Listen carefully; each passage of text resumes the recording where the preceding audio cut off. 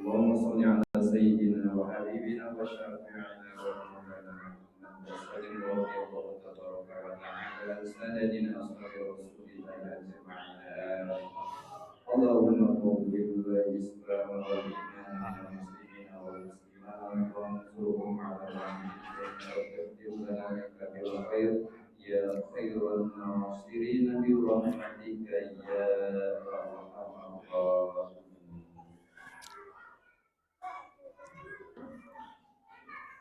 Assalamualaikum warahmatullahi wabarakatuh.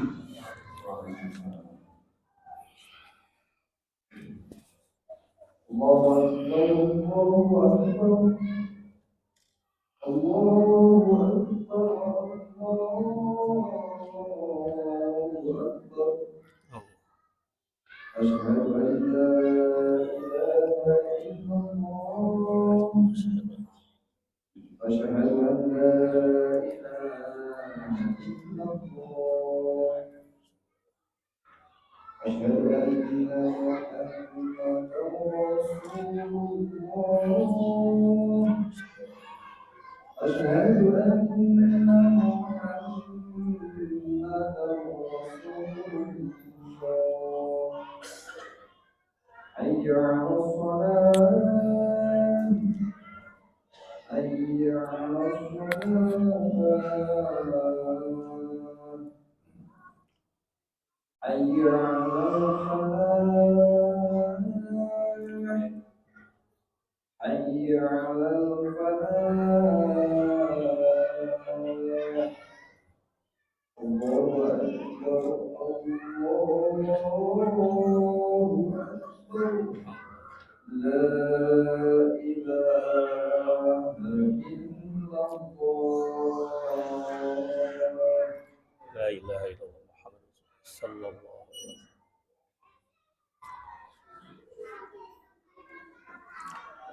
Alhamdulillah. Alhamdulillahilladzi khalaqal mauta wal hayata liyabluwakum ayyukum ahsanu amala. Asyhadu an la ilaha illallah wa asyhadu anna Muhammadan abduhu wa rasuluhu la nabiyya ba'dah.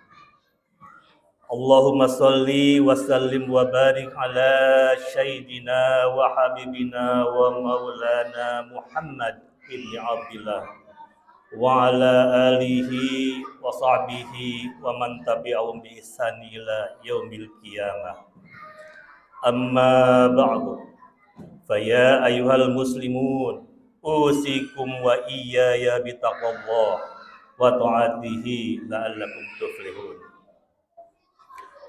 Wa qala Allah ta'ala fi kitabihil karim, a'udzu billahi minasy syaithanir rajim. Bismillahirrahmanirrahim. Wa likulli ummatin ajal, fa idza jaa ajaluhum la yastakhiruna sya'atan wa la yastaqdimun.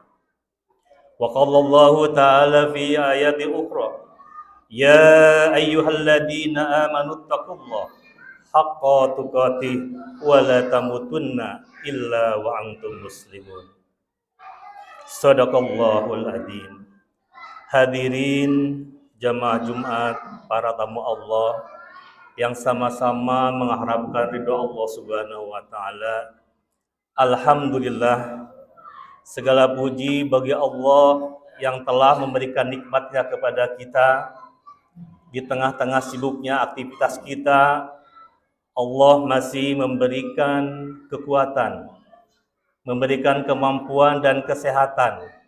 Terlebih Allah masih memberikan kita hidup sehingga pada siang hari ini kita masih bisa menjalankan salah satu perintahnya, yaitu menjalankan sholat Jumat berjamaah.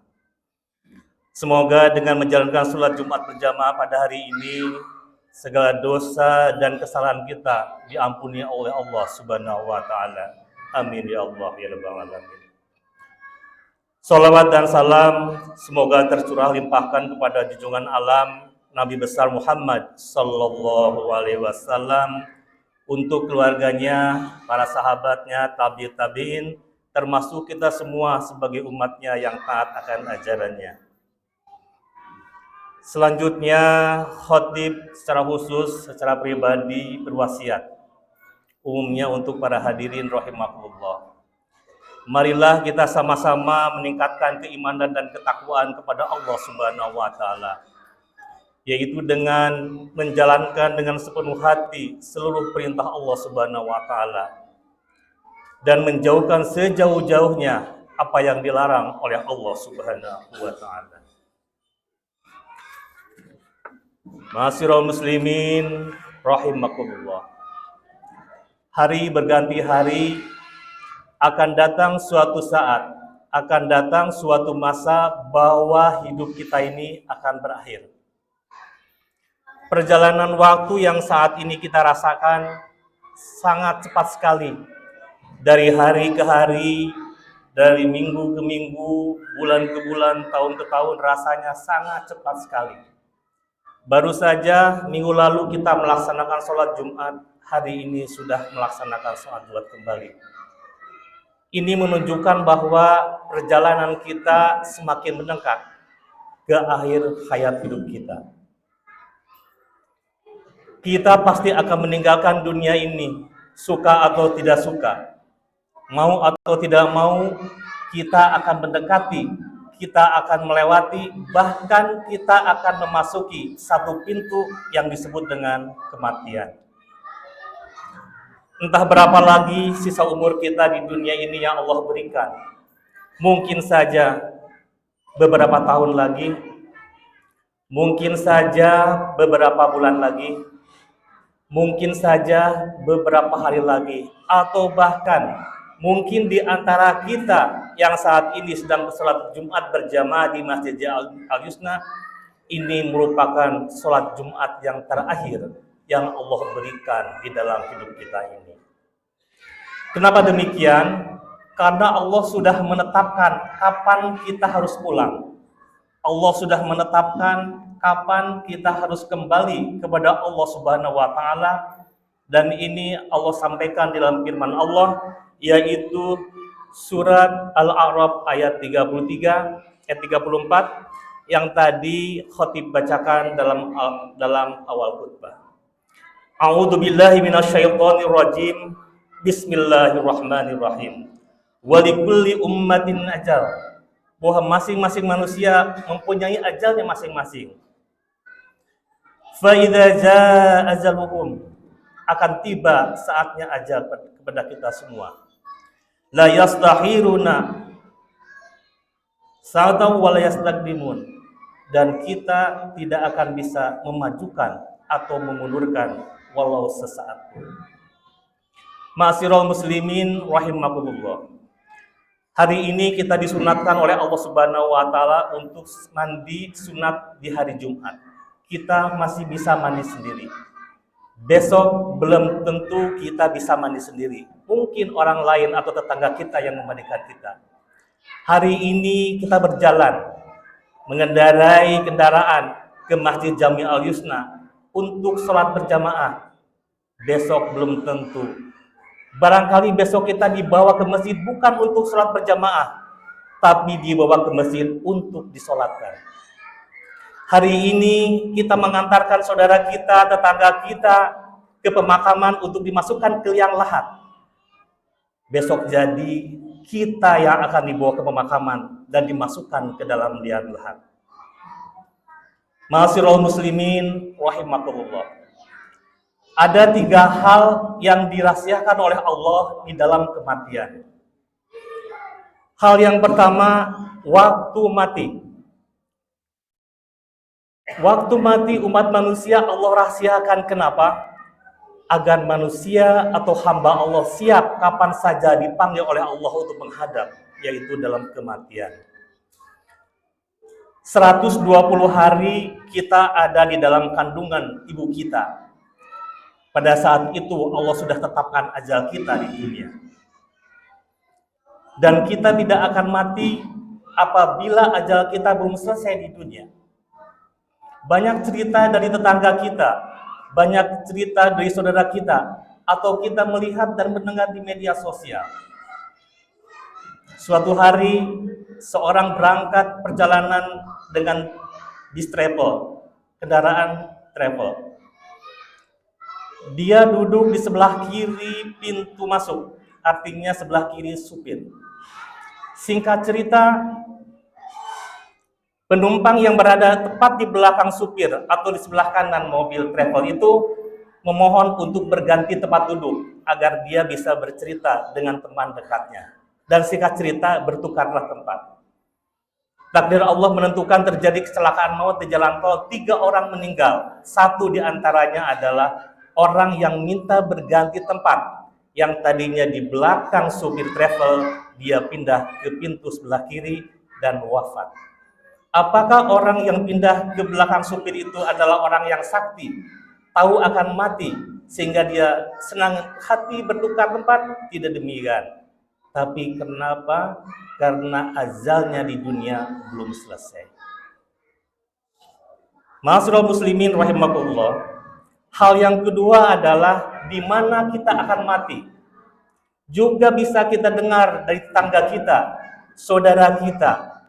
Banyak orang yang meninggal saat di rumah, sedang bercengkrama dengan keluarga, saat sedang tidur. Begitu dibangunkan, seluruh tubuhnya bergerak, artinya dia wafat. Dan tidak sedikit yang kita lihat di media sosial, ada orang meninggal di atas panggung lagi saweran. Ada orang yang meninggal di tempat ibadah, lagi membaca ayat suci Al-Quran, lagi mendengarkan kajian-kajian, lagi mendengarkan kajian tauziah. Bahkan ada satu pemimpin kita, ulama kita, yang meninggal pada saat mau naik ke mimbar Jumat, yaitu almarhum Bapak Odet, Wali Kota Bandung. Ini semua adalah kematian yang diidam-idamkan oleh umat Islam, yaitu meninggal di tempat ibadah. Semoga kita nanti diwafatkan di tempat ibadah. Amin ya Allah. Ma'asyiral muslimin rahimakumullah. Hal yang ketiga yang dirahasiakan oleh Allah dalam kematian adalah cara kita mati. Bagaimana air hayat kita nanti pada saat ajal sudah waktunya. Tapi itu bukan urusan kita. Itu adalah urusan Allah Subhanahu wa Ta'ala. Urusan kita adalah bagaimana di akhir hayat kita mati di waktu yang baik, di tempat yang baik, dan dengan cara yang baik. Mudah-mudahan, ma'asyiral muslimin rahimakumullah, kita semua Allah wafatkan di tempat, waktu, dan cara yang baik, mati dalam keadaan husnul khatimah. Barakallahu li wa lakum fil Qur'anil adzim wa nafa'ani wa iyyakum bima fihi minal ayati wa dzikril hakim. Al-qawlu qawli hadza astaghfirullah li wa lakum.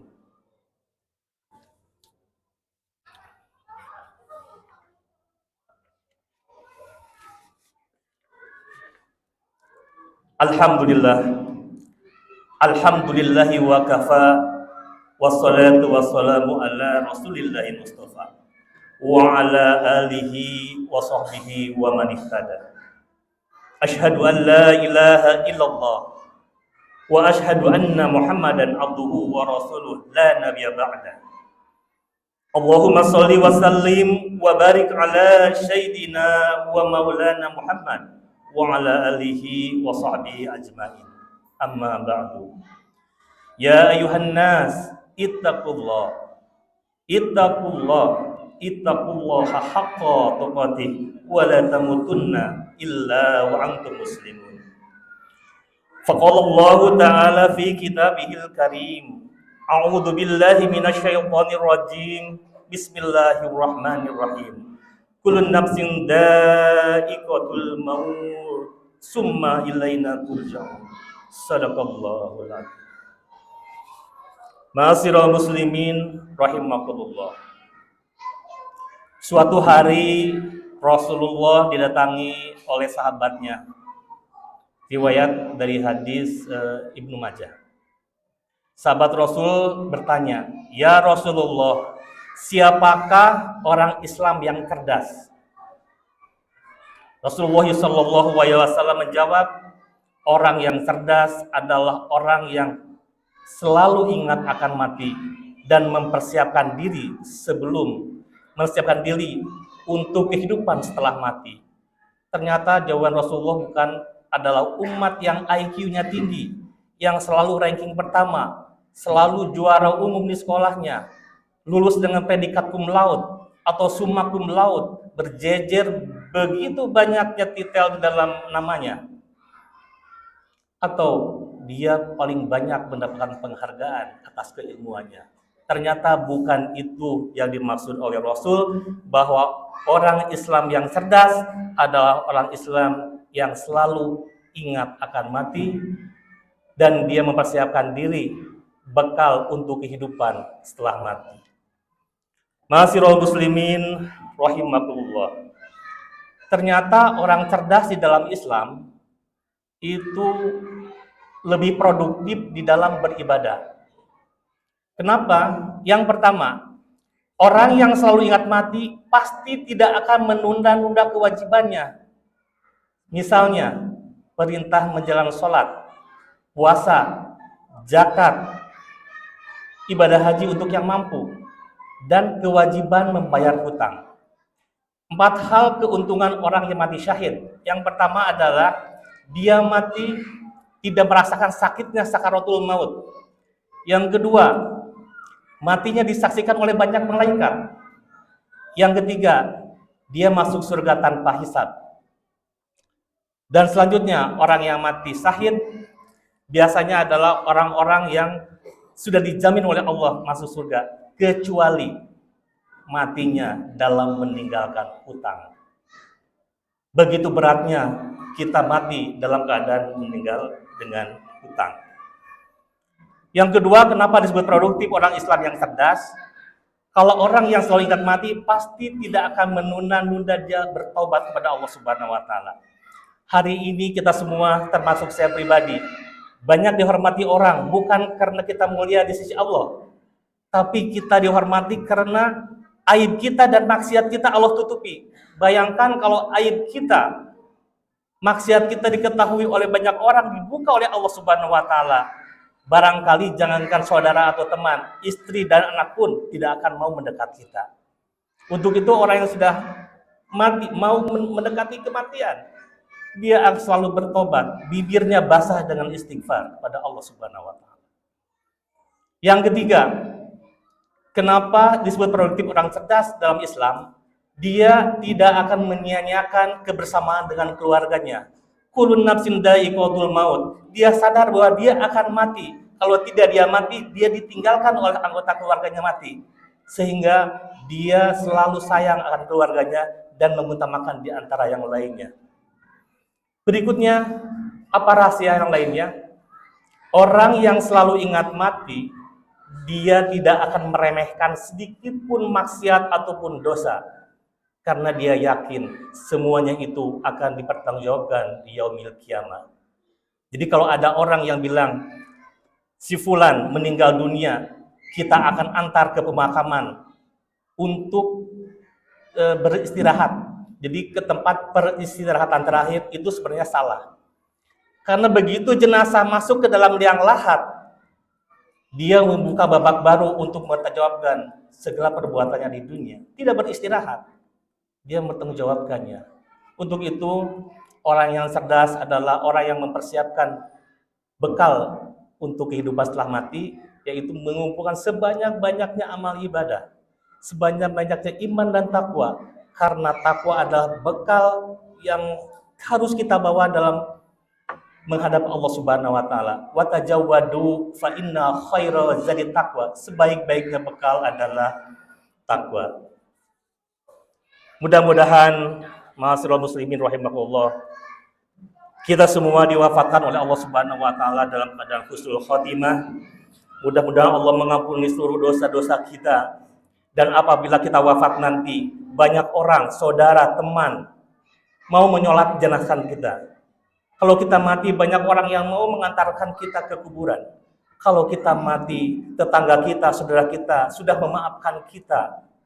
Dan kalau kita mati, semoga Allah selamatkan di dunia, lebih-lebih di akhirat kelak.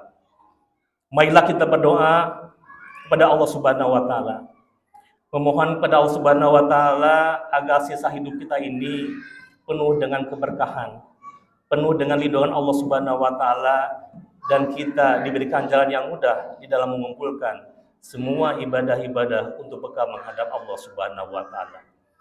Innallaha wa malaikatahu yusholluna 'alan nabi. Ya ayyuhalladzina amanu shollu 'alaihi wa sallim taslima.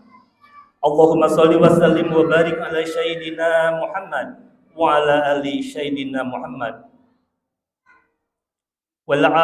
Sayyidul awali wal akhir wasallim wa radhiyallahu ta'ala an kulli sahabati rasulillahi ajmain. Amin ya Allah ya rabbal alamin. A'udzu billahi minasyaitonir rajim. Bismillahirrahmanirrahim. Alhamdulillahi rabbil alamin. Hamdan syakirin, hamdan yuafi ni'am wa yukafi'u mazida. Ya rabbana lakal hamdu kama yanbaghi li jalali wajhikal azimi sultanik. Allahumma inna nas'aluka salamatan fid din wa afiatan fil jasad wa ziyadatan fil ilmi wa barakatan fil rizqi wa taubatan qoblal maut wa rahmatan indal maut wa maghfiratan ba'dal maut. Allahumma hawin alaina fi sakaratil maut wan nazata minan nar wal afwa indal syar. Allahumma inna as'aluka ridhoka wal jannah wa na'udzu bika min sakhatika wan nar. Allahumma arzuqna taubatan nasuha qabla maut. Allahumma ya muqallibal qulub tsabbit qalbi ala dinik. Allahumma inna as'aluka ilman nafi'an wa rizqan thayyiban wa amalan mutaqabbalan. Allahumma inna as'aluka husnul khatimah. Allahumma inna as'aluka husnul khatimah. Allahumma inna as'aluka husnul khatimah. Rabbana atina fid dunya hasanah wa fil akhirati hasanah wa qina adzabannar. Subhana rabbika rabbil izzati amma yasifun wa salamun alal mursalin walhamdulillahi rabbil alamin. Ibadallah, innallaha ya'muru bil 'adli wa ihsan wa ita'i dzil qurba wa yanha 'anil fahsya'i wal munkari wal baghi ya'idukum la'allakum tadhakkarun. Faladzikrullahi akbar. Astagfirullah li wa lakum. Aqimissalam.